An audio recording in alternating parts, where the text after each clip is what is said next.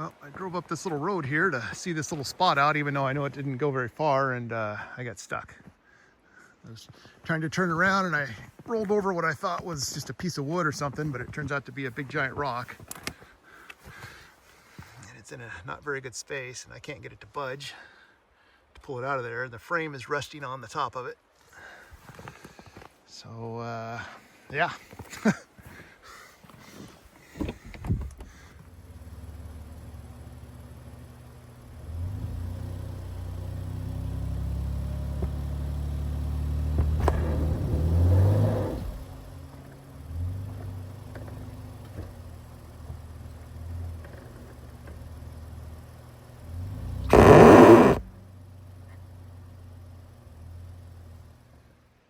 All right, I came up with a new plan that I think might work. Because the rock, I think I can get it to slide past if I get it to slide out from underneath. If I actually leave the rock there and pull the whole vehicle up. So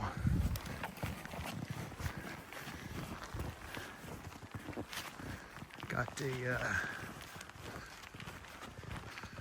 tow strap up there hooked to that cottonwood. And then I got a shackle up here on my front tow hook, and I should be able to just pull the vehicle that way, kind of forward at an angle there, almost like a 45 degree, and that'll pull it away from the rock, and then it'll pull it also away from the tire.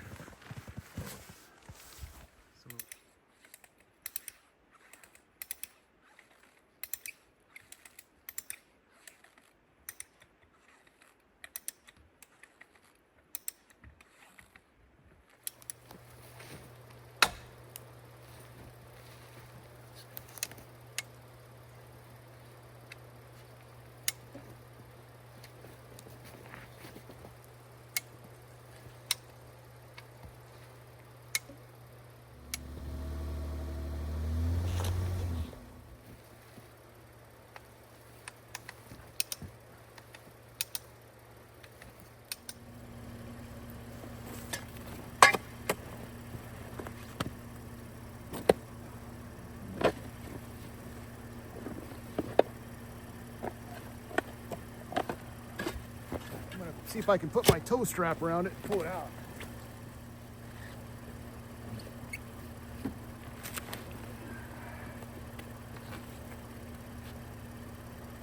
Oh.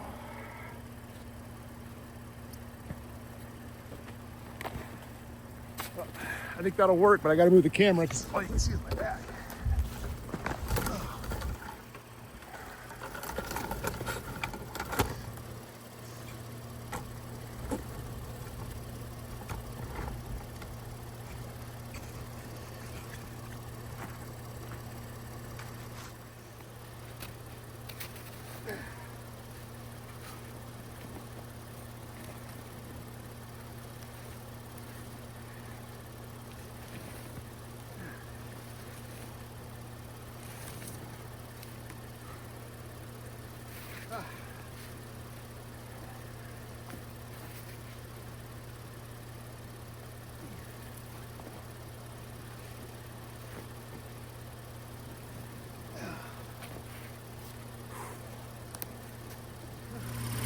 All right, quick look underneath to make sure nothing's leaking that shouldn't be, which should be nothing at all.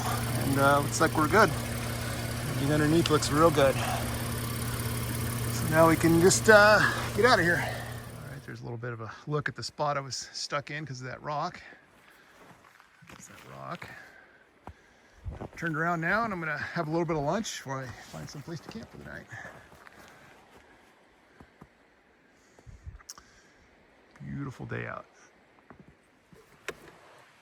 Well, I was hoping this road was going to go somewhere cool. I did see a couple good spots, but looks like game over for the bridge up here.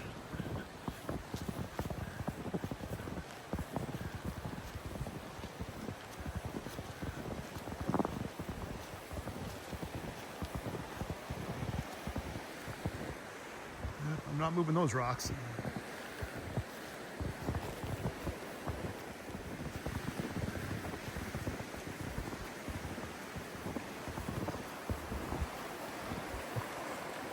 footage is definitely washing out.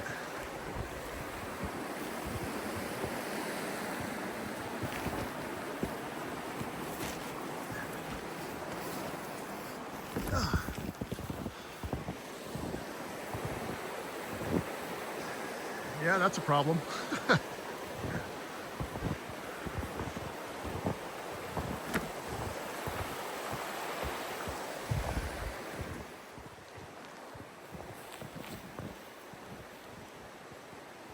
Hey, Matt and Emily Wiseman, I found your blocked off bridge, and now I got to back way up this road. Yay!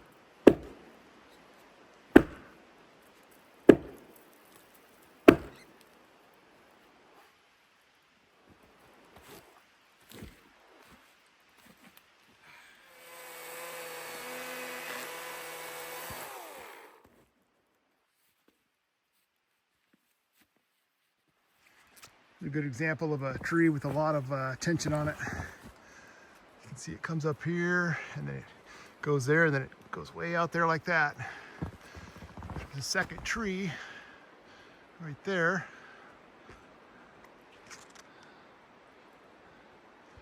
It's putting a whole bunch of tension on it. So if you were to stand on this side over here and cut that, this thing is going to whip over there. So what I'm going to do is cut it on this side. So the best thing to do with something like this is just leave it alone and walk away. I'm going to cut it just so we can watch that thing fling that way.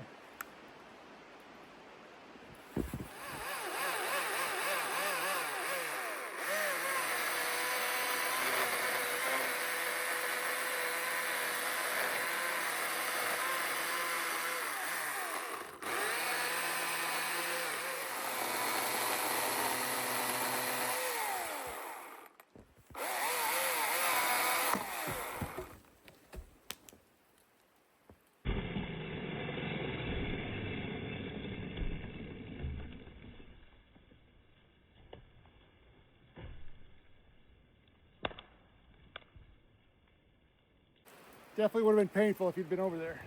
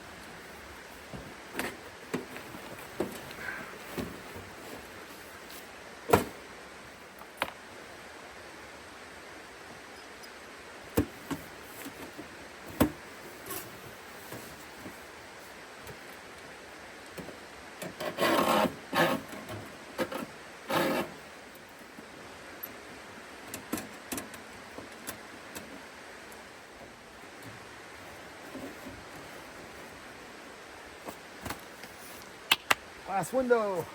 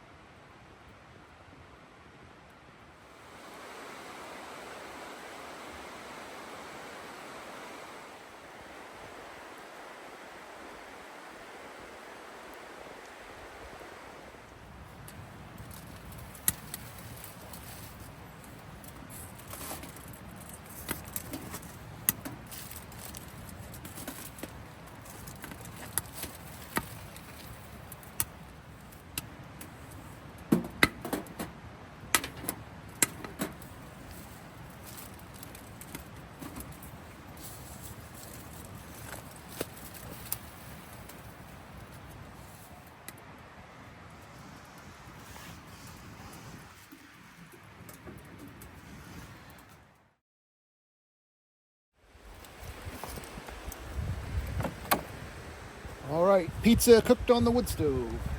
And under it. On and under.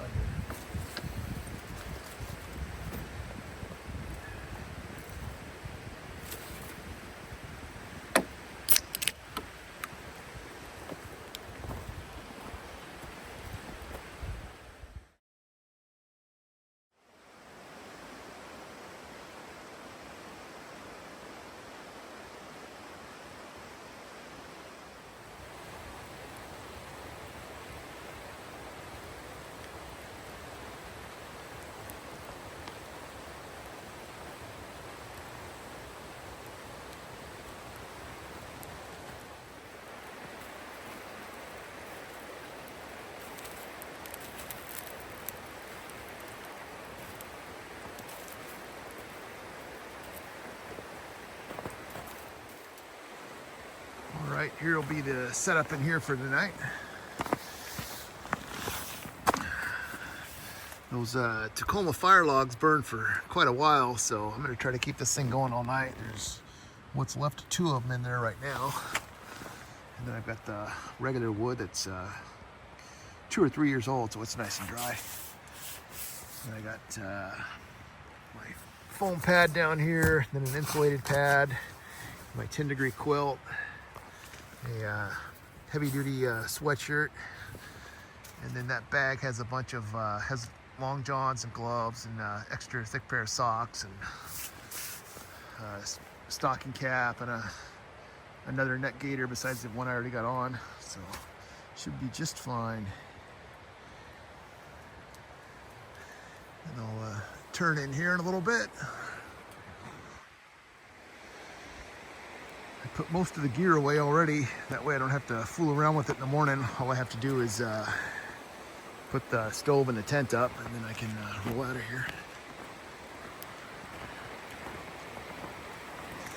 Fire is ripping and roaring.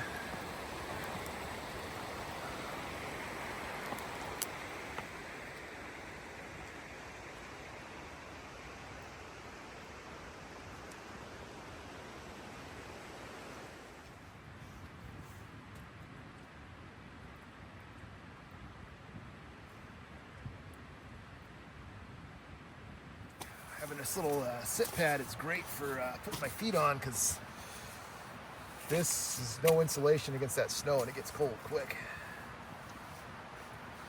So I have to have enough clothes on to keep myself warm for when this goes out, but not have so many clothes on that I'm gonna sweat while that thing is going.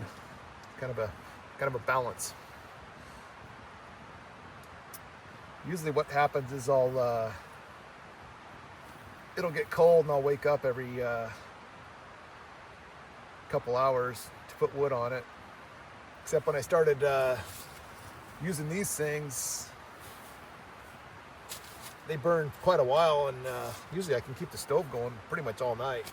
It'll get down to just barely coals, and I might just wake up and look over and I'll toss some wood in there and fire right back up. It's about time to call it a night here. I forgot to bring my carbon monoxide monitor. I thought I had it, and I looked all over. I couldn't find it, so I'll just have to breathe shallow. There's enough. I set the tent up, it's kind of high, so the snow skirt is actually not even all the way down. So there's an air gap on right here, there, and over in there, so I'll be good. I think that's it. I think I'm gonna be done videoing for the night here. Well, it's about 2 o'clock. Almost let the fire go out, but I was able to save it. It's ripping and roaring now. The ground is steaming around it.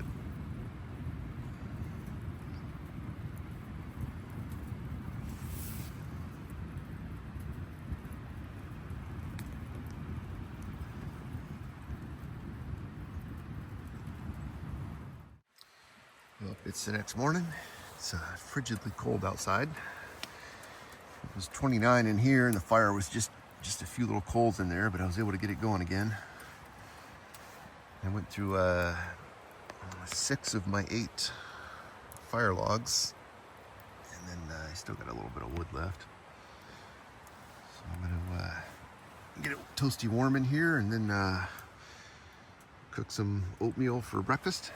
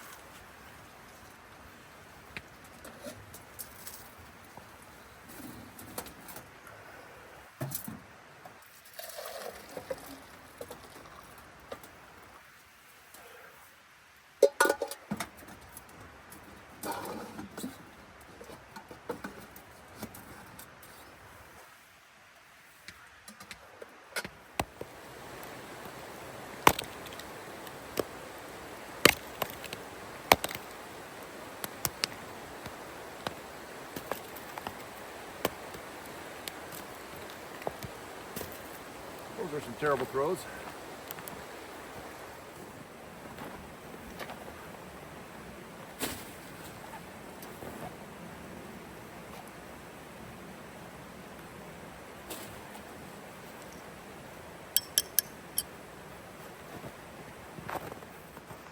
Sun is getting closer.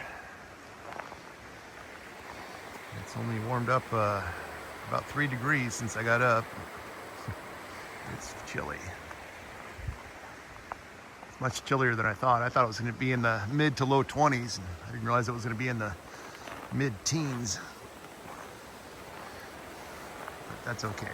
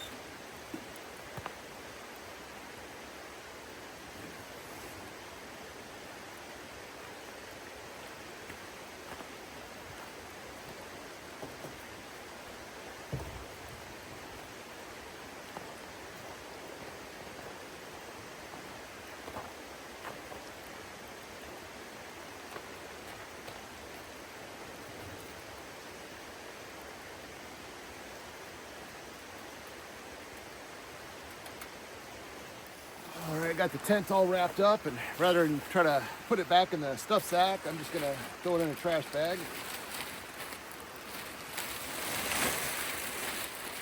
So I'll have to set it up at home again anyway to dry it out. This is the liner.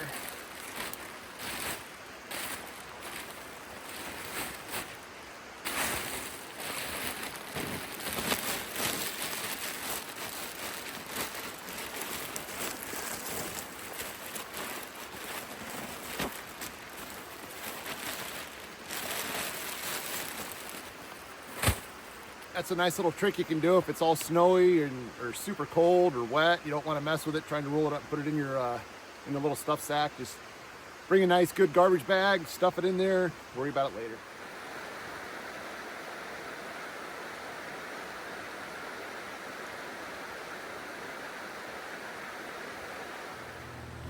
All right, that's it for this place.